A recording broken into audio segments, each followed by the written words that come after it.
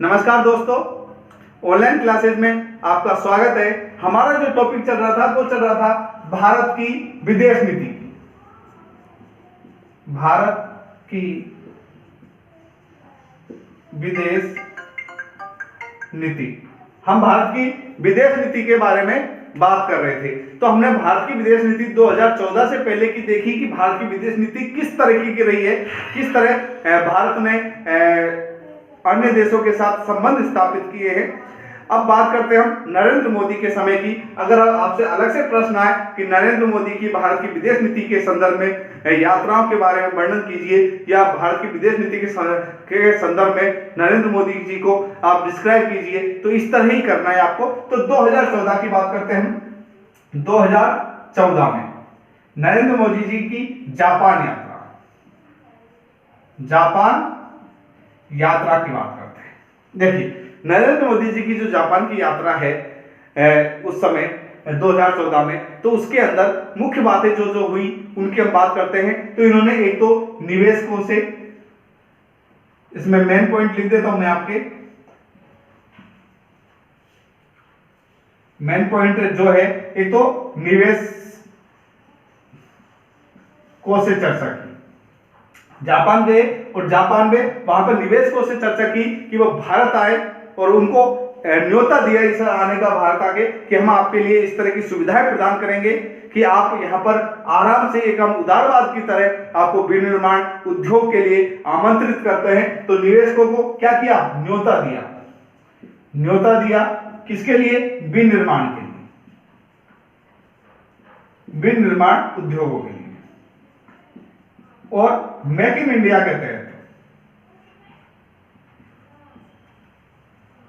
भारत में उद्योग धंधे और निवेश करने के लिए आमंत्रित किया। तो ये 2014 की भारत को एक तरीके से समृद्धशाली, भारत में उद्योग धंधे खुलेंगे तो रोजगार प्राप्त भारतीय लोगों को होगा, भारत में चीजें सस्ती आएगी। जो चीजें महंगी आती थी बाहर से इंपोर्ट करते, तो जब अगर भारत में ही उनका निर्माण होगा तो भारत के लोगों को एक तो इंफ्रास्ट्रक्चर भारत का ही रहेगा, उसका भी फायदा मिलेगा, रोजगार भारतीय लोगों को मिलेगा, तथा भारतीय लोगों को रोजगार के साथ साथ वो जो उद्योगों में बनने वाली चीजें हैं उनकी क्वालिटी अच्छी होगी और सस्ते दामों में मिलेगी। इसके बाद मार्च 2015 की अगर हम बात करें, 2015 मार्च, तो इन्होंने एक जो हमारे मोदी जी हैं, नरेंद्र मोदी जी, इन्होंने 3 देशों की यात्राएं वहां पर की है। इसमें सेशल्स की बात करें हम, सेशल्स अगर हम बात करें, दूसरी हम बात करते हैं मॉरिशस,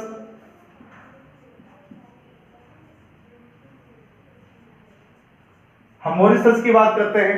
इसके अलावा बात करते हैं हम श्रीलंका की।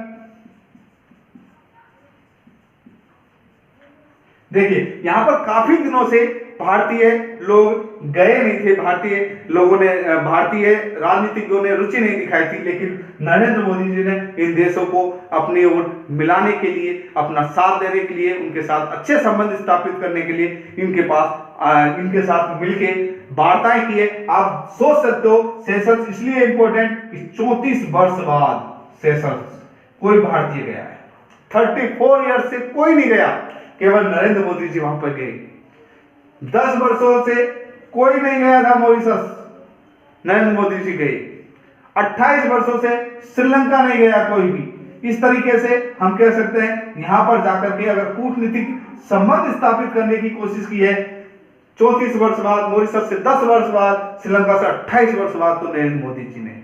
और सेशल्स के साथ इन्होंने कोस्टल, अगर हम कह सकते हैं सर्विलेंस रडार, इसके संदर्भ में भी क्या किया है? समझौता किया है। किससे?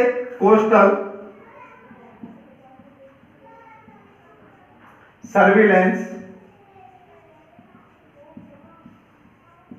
रडार।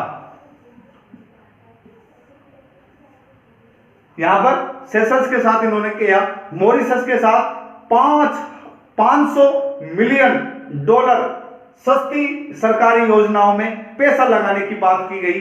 यहां पर मॉरिशस के साथ नरेंद्र मोदी ने कहां पर? 500 मिलियन डॉलर सस्ती सरकारी योजना है।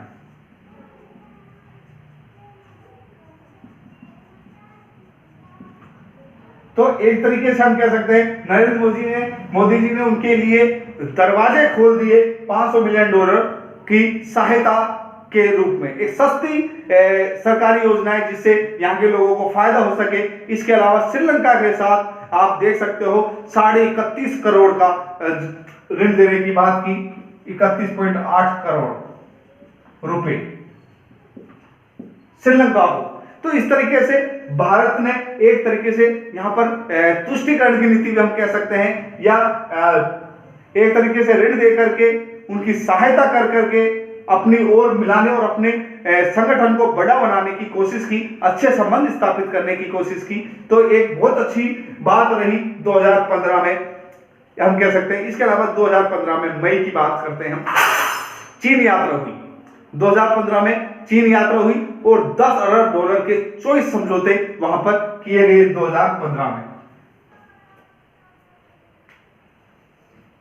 मिटा देता हूं इसको। 2015 में देखिए 2015 कौन सी यात्रा? चीन यात्रा।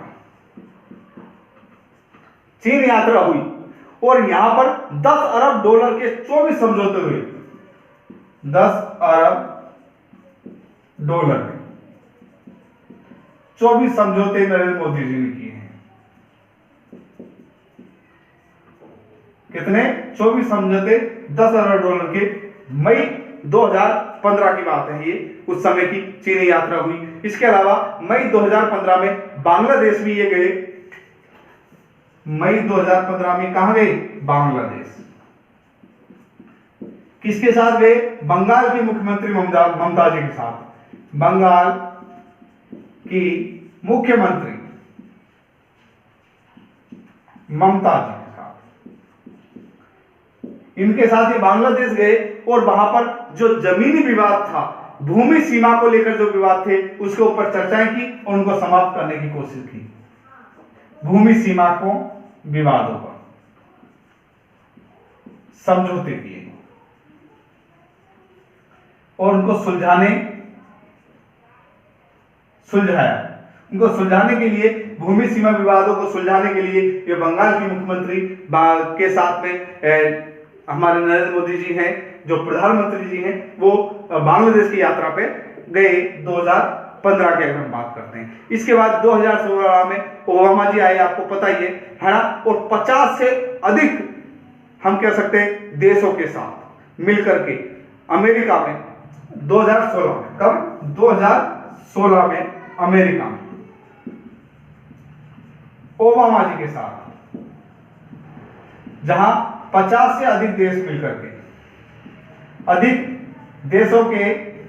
देशों के राष्ट्राध्यक्ष थे, राष्ट्राध्यक्षों के साथ में मीटिंग की, सम्मेलन किया और एक आणविक सुरक्षा के संदर्भ में बात की। किसके संदर्भ में? आणविक सुरक्षा के।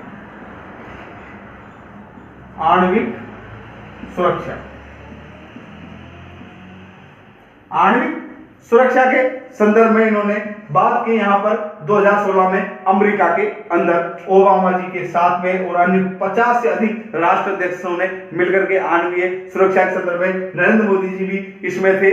तो एक तरीके से नरेंद्र मोदी जी ने बहुत सारी यात्राएं की, लगभग बहुत सारे देशों को हम कह सकते हैं गए और वहां अच्छे संबंध स्थापित करने की कोशिश की और भारत के परचम को विदेशों तक भी लहराया। 2016 वियतनाम, चीन गए और चीन में वियतनाम में जो शी जिनपिंग थे राष्ट्रपति, उनके साथ भी उन्होंने रणनीतिक संवेदनशीलता दिखाते हुए G20 का जो सम्मेलन था वियतनाम में, वहां पर इन्होंने भाग लिया 2016 में। तो 2016 में एक और आप लिख सकते हो यहां पर ही, 2016 कहां पर?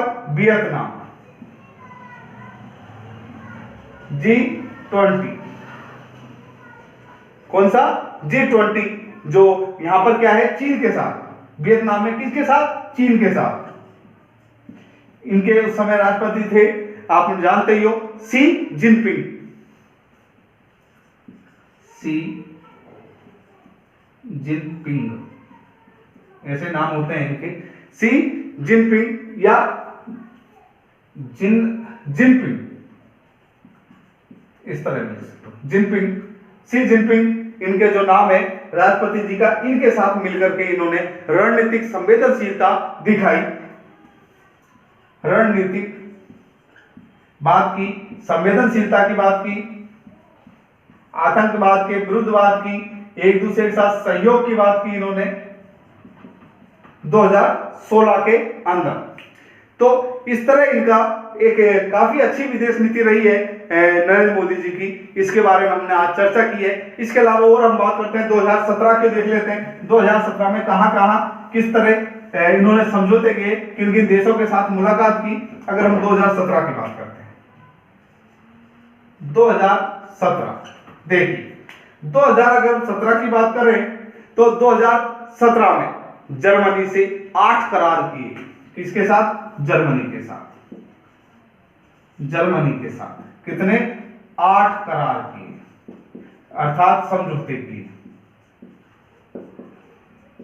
8 समझौते किए जर्मनी के साथ। उनमें साइबर था, साइबर से संबंधित था, डिजिटल से संबंधित था, राजनीतिक रूप से भी संबंधित था, अगर हम करें रक्षा से संबंधित था, और शहरों के विकास से संबंधित था। तो इनके साथ 8 समझौते, जिनमें मुख्यतः हम कह सकते हैं डिजिटल संबंधित, साइबर से संबंधित, शहरी विकास से संबंधित, शहरी विकास से संबंधित था, और राजनीतिक थे, राजनीतिक अन्य समझौते हुए। इस तरह के समझौते जर्मनी के साथ इन्होंने किए 2017 में। इसके बाद 2017 की अगर हम बात करें तो रूस के साथ इन्होंने मिलकर के सफल वार्तालाप भी की। रूस के साथ 2017 में रूस से मुलाकात की और सफल वार्ता की। सफल वार्ता का कारण हम सफल ये कह रहे हैं कि इन्होंने भारत के की ओर इनका रुझान किया, रूस का सहायता प्राप्त करने की कोशिश की रूस से हर तरीके से। अगर हम बात करते हैं हमारे बहुत सारी ऐसी चीजें हैं, मिसाइलें वगैरह हैं जो रूस ने तैयार की है, इस संदर्भ में कुछ समझौते हुए इन्होंने। तो एक तरीके से सफल राजनीतिक रूप से एक बातचीत हुई 2017 में मनमोहन हम कह सकते हैं नरेंद्र मोदी जी की। इसके बाद 2017 में जापान के साथ भी, जहां पर हम पहले ही बात कर चुके हैं इस बात में, जो शिंजो ओब थे, शिंजो ओब वहां के प्रधानमंत्री थे, उनके साथ 15 समझौते किए 2017 के अंदर ही जापान के साथ। 2017 में किसके साथ? जापान के साथ। जापान के साथ शिंजो ओबे, है ना? कौन थे? है ना? शिंजो ओबे थी। इनके साथ इन्होंने समझौते किए और 15 समझौते किए। कितने? 15 समझौते जापान के साथ 2017 में किए। और जापान ने उन समझौते के तहत हम कह सकते हैं अहमदाबाद में बुलेट ट्रेन, कौन सी? बुलेट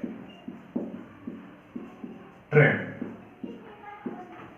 ये जापान की है। इसके अलावा जेट प्रौद्योगिकी में सम्मिलित शोध की बात की। जेट प्रौद्योगिकी, सम्मिलित शोध, मिलकर शोध करने पर चर्चाएं हुई, शोध कार्य हेतु।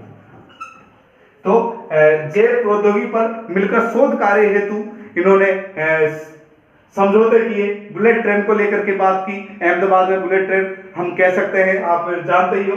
2017 में जापान के साथ इस तरह के समझौते इनके साथ हुए। 2018 की बात कर लेते हैं तो अफ्रीका गए, और अफ्रीका में ये 3 जगह कहां? दक्षिणी अफ्रीका, रवांडा और युगांडा, वहां जाकर आते हैं। ये बात आप लोग बहुत फेमस रहा इनका ये टूर, आप जानते ही हैं। दक्षिण अफ्रीका का टूर 2018 में, अगर हम बात करते हैं अफ्रीका के टूर की, 2018 अफ्रीका यात्रा, अफ्रीका यात्रा, जिसमें कहां? दक्षिणी अफ्रीका, रवांडा, है ना, और युगांडा। रवांडा और युगांडा, युगांडा, यहाँ की इन्होंने यात्राएं की और यहाँ पर इन्होंने जैसे यात्राएं नहीं की। दक्षिण अफ्रीका के जो है उनको हम कह सकते हैं युगांडा को वीजा मुक्त करने की कोशिश की, वीजा में छूट देने की बात की यहाँ पर इन्होंने कि वीजा में क्या दी जाएगी, युगांडा के लोगों को छूट दी जाएगी। किसमें? वीजा में छूट की बात की गई वीजा के अंदर। इसके अलावा यहाँ पर अगर हम बात करते हैं रवांडा की बात करें तो रवांडा के साथ इन्होंने रक्षा के क्षेत्र में अगर हम बात करें, चमड़ा क्षेत्र की हम बात करें, कृषि क्षेत्र की बात करें, हम डेयरी क्षेत्र की बात करें, इनके संदर्भ में इनसे चर्चाएं की और समझौते किए। तो हम कह सकते हैं रवांडा के साथ चमड़ा, कृषि, डेयरी, इन क्षेत्रों को लेकर के समझौते और चर्चाएं की। इसके अलावा हम बात करते हैं रक्षा क्षेत्र की, तो हम करेंगे, है ना, इनके संदर्भ में इन्होंने बात की और युगांडा में वीजा में छूट की इन्होंने बात की। और इसके बाद इनकी जो यात्रा रही, हम बात करते हैं अगस्त 2019 की बात करें तो फ्रांस G7 का जो 45वां शिखर सम्मेलन हुआ फ्रांस के बियारित्ज में, उसकी हम बात कर लेते हैं। नरेंद्र मोदी जी को वहां आमंत्रित किया गया एक आमंत्रित सदस्य की तरह G7 में। बात कर लेते हैं इनकी, तो G7 की बात करते हैं 24 से 26 अगस्त 2019।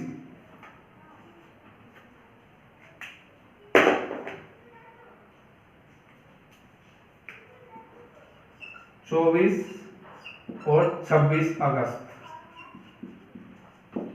2019 में फ्रांस के बियारित्ज में,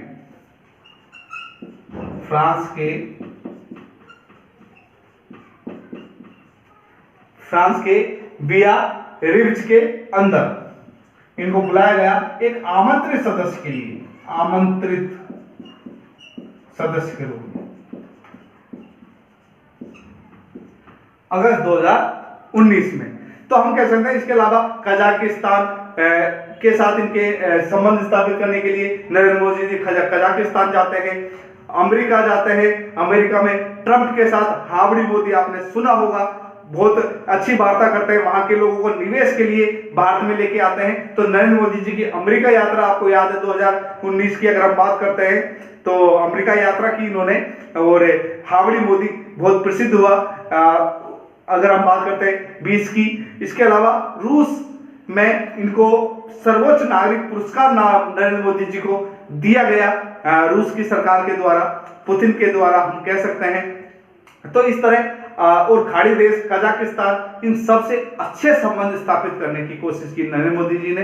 तो आज के लिए सिर्फ इतना ही, धन्यवाद, फिर मिलेंगे नेक्स्ट टॉपिक के साथ।